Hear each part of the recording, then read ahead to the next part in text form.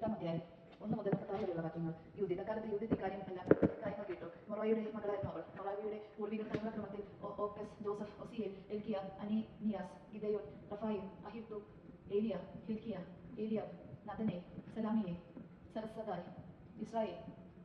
യൂദിന്റെ ഭർത്താവ് മാനസെ അവളുടെ കുടുംബത്തിലും ഗോത്രത്തിലും പെട്ടവനായിരുന്നു. ബാർലി കൊയ്ത്തിന്റെ കാലത്ത് അവൻ മരണമടഞ്ഞു. വയലിൽ കറ്റ കിട്ടുന്നതിന് മേൽനോട്ടം വഹിക്കുമ്പോൾ അവൻ കഠിനമായ ചൂടേറ്റു വീണു. ക്ഷയവലംബിയായ അവൻ സമഗ്രമായ നെത്തോലിയായി വെച്ച് മരണമടഞ്ഞു. അവർ അവനെ ദോദാനും ബലാമോനും മധ്യയുള്ള വയലിൽ പിതാക്കന്മാരോടുകൂടി സംസ്കരിച്ചു. വിധവയായി തീർന്ന യൂദിത് 3 കൊല്ലവും 4 മാസവും വീട്ടിൽ താമസിച്ചു. അവൾ കുരുമുകളിൽ ഒരു കൂടാരം നിർമ്മിച്ചു. അരയിൽ ചാക്ക് ചുറ്റുകയും വൈദ്യവസ്ത്രങ്ങൾ ധരിക്കുകയും ചെയ്തു. വിധവയായതിനു ശേഷം സാപത്തിന്റെ തലേനാളും സാപത്തും അമാവാസിയുടെ തലേനാളും അമാവാസിയും ഉത്സവ ദിനങ്ങളും ഇസ്രായേൽ ജനത്തിന്റെ ആഹാര ദിനങ്ങളും ഒഴികെ മറ്റെല്ലാ ദിവസവും അവൾ ഉപവാസം അനുഷ്ഠിച്ചു.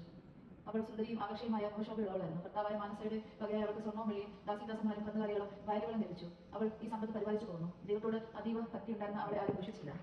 യൂദ ഇസ്രായേലിയർക്ക് ധൈര്യം പകർന്നു. ജലക്ഷാമം കൊണ്ട് തളർന്ന ജനം ഭരണാധികാരിയുടെ മേൽ ചൊരിഞ്ഞ നീചമായ വാക്കുകളും 5 ദിവസം കഴിഞ്ഞ് നഗരം അസീസിയയ്ക്ക് അടിയറ വയ്ക്കാമെന്ന് ഉസിയ അവരോട് ആണയിട്ട് പറഞ്ഞതും യൂദിത് കേട്ടു. അവൾ തന്റെ വസ്തുവകകളുടെ മേൽനോട്ടം വഹിച്ച് ദാസിയെ അയച്ച നഗരശ്രേഷ്ഠന്മാരായ കാർബസിനെയും വിളിപ്പിച്ചു. അവർ അവരോട് പറഞ്ഞു, ബത്തൂലിയാന്റെ ജനത്തിന്റെ ഭരണകർത്താക്കളെ ശ്രദ്ധിച്ച് കേൾക്കുവിൻ. ഇന്ന് നിങ്ങൾ ജനത്തോട് പറഞ്ഞത് ശരിയല്ല. നിർദ്ദിഷ്ട കാലാവധിക്കുള്ളിൽ കർത്താവ് തിരഞ്ഞെടുത്ത് നമ്മെ സഹായിക്കാത്ത പക്ഷം നഗരം ശത്രുക്കൾക്ക് അടിയറ വച്ചുകൊള്ളുമെന്ന് നിങ്ങൾ ദൈവത്തെയും നിങ്ങളെയും സാക്ഷിയാക്കി ആണയിട്ട് വാഗ്ദാനം ചെയ്തു. ഇന്ന് ദൈവത്തെ പരീക്ഷിക്കുകയും മനുഷ്യരുടെ മുമ്പിൽ ദൈവത്തിന്റെ സ്ഥാനത്ത് നിങ്ങളെ തന്നെ പ്രതിഷ്ഠിക്കുകയും ചെയ്തിരിക്കുന്ന നിങ്ങൾ ആരാണ്? സർവശക്തനായ കർത്താവിനെ നിങ്ങൾ പരീക്ഷിക്കുന്നു, എന്നാൽ നിങ്ങൾ ഒരിക്കലും ഒന്നും ഗ്രഹിക്കുന്നില്ല. മനുഷ്യ ഹൃദയങ്ങളുടെ ഉള്ളവയിൽ പ്രവേശിച്ച് അവൻ ചിന്തിക്കുന്നത് എന്തെന്ന് കണ്ടുപിടിക്കാൻ നിങ്ങൾക്കാവില്ല. ഇവയെല്ലാം ഉണ്ടാക്കിയ ദൈവത്തെ പരീക്ഷിക്കാമെന്ന് അവിടുത്തെ മനസ്സും കാണുകയും ചിന്ത മനസ്സിലാക്കുകയും ചെയ്യാമെന്ന് നിങ്ങൾക്ക് എങ്ങനെ കഴിയും? എന്റെ സഹോദരന്മാരെ, പാടില്ല. നിങ്ങളുടെ ദൈവമായ കർത്താവിനെ പ്രകോപിക്കരുത്. ഈ 5 ദിവസത്തിനകം നമ്മെ രക്ഷിക്കാൻ അവിടത്തേക്ക് ഇഷ്ടമല്ലെങ്കിൽ തന്നെയും തനിക്ക് ഇഷ്ടമുള്ള ഏത് സമയത്തും നമ്മെ രക്ഷിക്കാൻ ശത്രുക്കളുടെ മുമ്പാകെ നമ്മെ നശിപ്പിക്കാനോ അവിടത്തേക്ക് കഴിയും. നമ്മുടെ ദൈവമായ കർത്താവിന്റെ ലക്ഷ്യങ്ങൾ നിയന്ത്രിക്കാൻ ശ്രമിക്കരുത്. ഭീഷണിക്ക് വഴങ്ങാനും തർക്കിച്ച് കീഴടക്കാനും ദൈവം മനുഷ്യരെ പോലെയല്ല. അതിനാൽ അവിടുത്തെ രക്ഷയ്ക്കായി നാം കാത്തിരിക്കുമ്പോൾ നമുക്ക് അവിടുത്തെ വിളിച്ച് സഹായം അപേക്ഷിക്കാം. അവിടുന്ന് പ്രസാദിക്കുന്നെങ്കിൽ നമ്മുടെ സ്ഥലം ശ്രമിക്കും. പണ്ടത്തെ പോലെ കരനിർമ്മിതമായ ദേവന്മാരെ ആരാധിച്ച ഒരു ഗോത്രമോ കുടുംബമോ ജനതയോ നഗരമോ നമ്മുടെ തലമുറയിലോ ഇക്കാലത്തോ ഉണ്ടായിട്ടില്ല.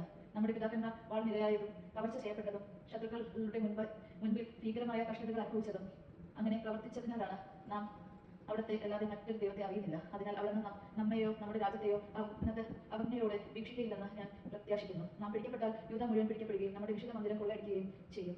അത് അശുദ്ധമാക്കിയതിന്റെ ശിക്ഷ അവിടുന്ന് നമ്മളുടെ മേൽ ചുമത്തും. വിജാതിയുടെ ഇടയിൽ നാം അടിമകളായി കഴിയുമ്പോൾ നമ്മുടെ സഹോദരന്മാർ കൊല്ലപ്പെട്ടതിന്റെയും നമ്മുടെ നാടിന്റെ അടിമത്തത്തിന്റെയും നമ്മുടെ പൈതൃക അവകാശം നഷ്ടപ്പെട്ടതിന്റെയും ഉത്തരവാദിത്തം നമ്മുടെ ശിരസിൽ പതിയും. നമ്മെ കീഴടക്കുന്നവരുടെ ദൃഷ്ടിയിൽ നമ്മൾ നിന്ദിതരും പരിഹാസ്യരും ആകും. അവിടെ അടിമത്തം നമുക്ക് ഗുണമാവുകയില്ല. നമ്മുടെ ദൈവമായ കർത്താവ് അത് നമ്മുടെ അപമാനത്തിന് കാരണമാകും. അതിനാൽ സഹോദരന്മാരെ, നമ്മുടെ സഹോദരന്മാർക്ക് നമുക്ക് മാതൃക കാട്ടാം. അവരുടെ ജീവൻ നമ്മെ ആശ്രയിച്ചിരിക്കുന്നു. ശ്രീകോവിലിന്റെയും ദേവാലയത്തിന്റെയും ബലിപീഠത്തിന്റെയും സുരക്ഷിതത്വവും നമ്മിലാണ്.